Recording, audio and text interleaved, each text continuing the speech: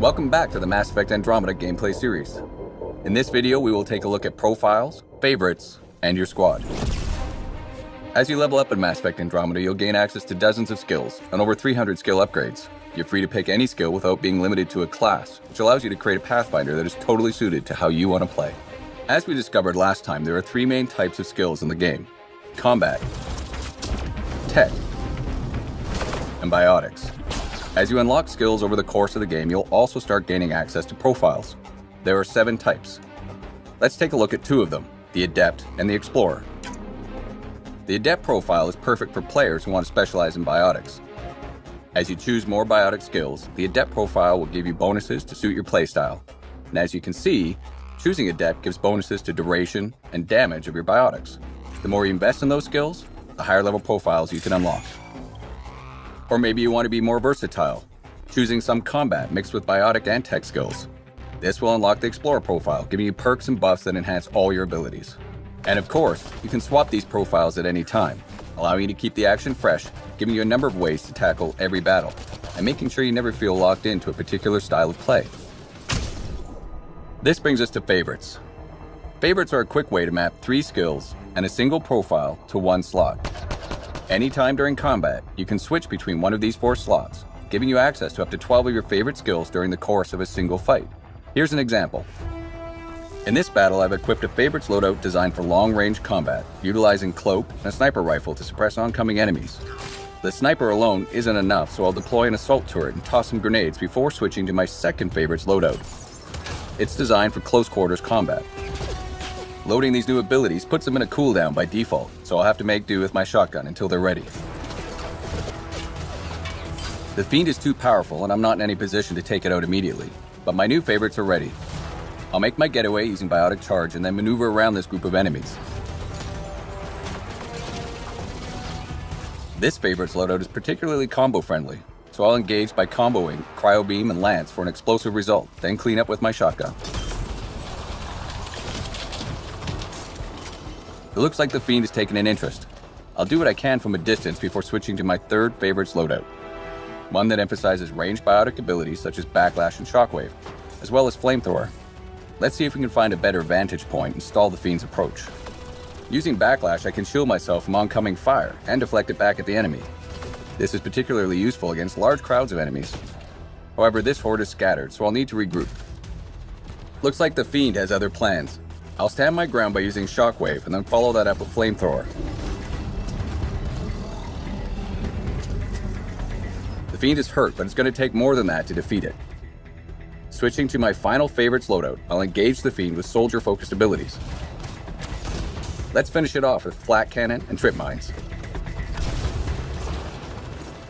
And when it comes to combat, don't forget your squad. Each of your 6 squad mates has 3 active and 2 passive skills.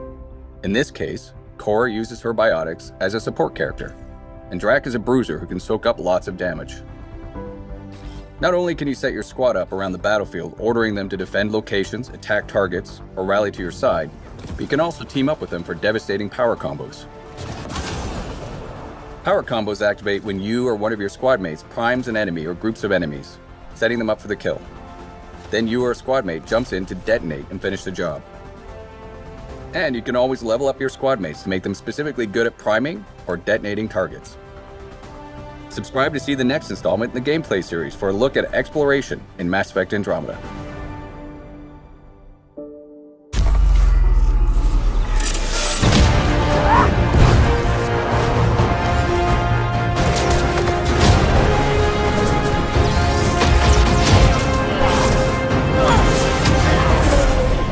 Welcome to the Mass Effect Andromeda gameplay series. In Mass Effect Andromeda, you are the Pathfinder, the ultimate adventurer in a vast, unexplored galaxy on a mission to find a new home for humanity. Can you make it somewhere tropical? Nice, warm ocean, summer year-round? Our first video will take a look at weapons and skills. Andromeda's action is built around fluid, fast-paced, third-person combat. Our combat offers amazing freedom of movement with the use of a jump jet that allows you to jump, evade, and even hover while you're fighting. You'll also notice a new dynamic cover system that allows you to seamlessly use almost anything, including your own vehicle, for cover. All this freedom allows you to approach the battle in a way that suits your gameplay style. Let's take a closer look at our weapons. In Mass Effect Andromeda, there are 4 categories of guns: pistols, shotguns, and sniper and assault rifles, plus a range of melee weapons for up-close combat. All guns are available to every player. There are no class restrictions, so if you decide you want to try something new, it's as easy as switching your loadout. Guns and gear in Andromeda fall into 3 technology types based on where the tech comes from.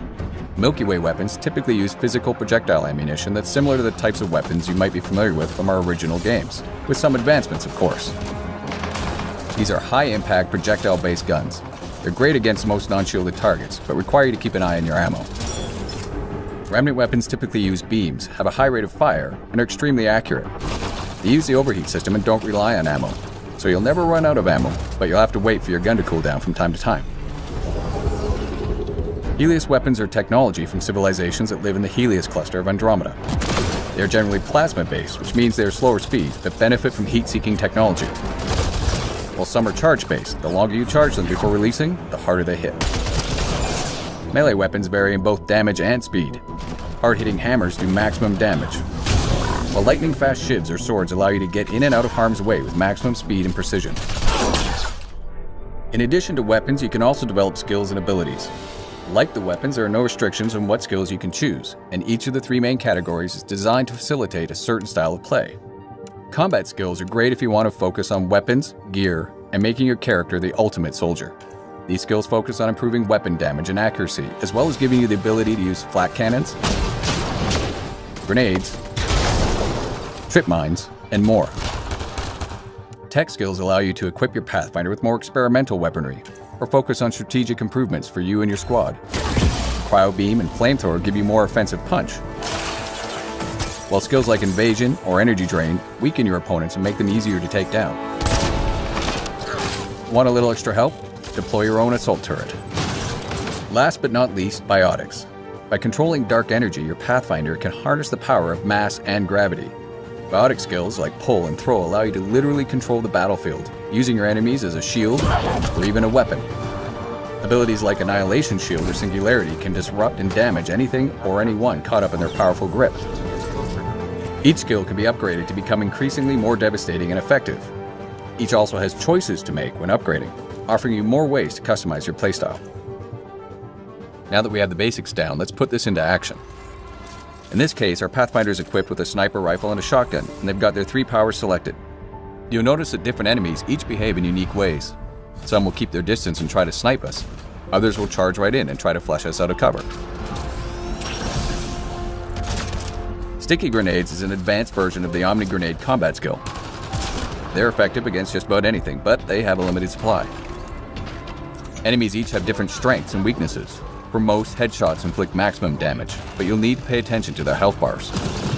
Yellow means they've got armor and won't be as susceptible to certain weapons and powers. Blue means they're shielded, and in addition to being more resistant to biotics, you'll generally need to deal with those shields before their health goes down. And just like you, their shields will recharge if you don't finish them off quickly. Tactical Cloak is a tech skill that allows you to evade enemy detection and inflict increased damage when attacking from cloak. And finally, Overload, another tech skill that's great for taking out enemy shields and synthetic enemies. By holding it before releasing, you can even chain it to multiple enemies. And this is just one of the hundreds of combinations of weapons and skills you can try in Andromeda. Stay tuned for future installments where we'll show you our profiles to give you an added boost in combat, favorites which allow you immediate access to your sets of powers so you can change up on the fly, and squad skills and commands. Take cover! Take cover!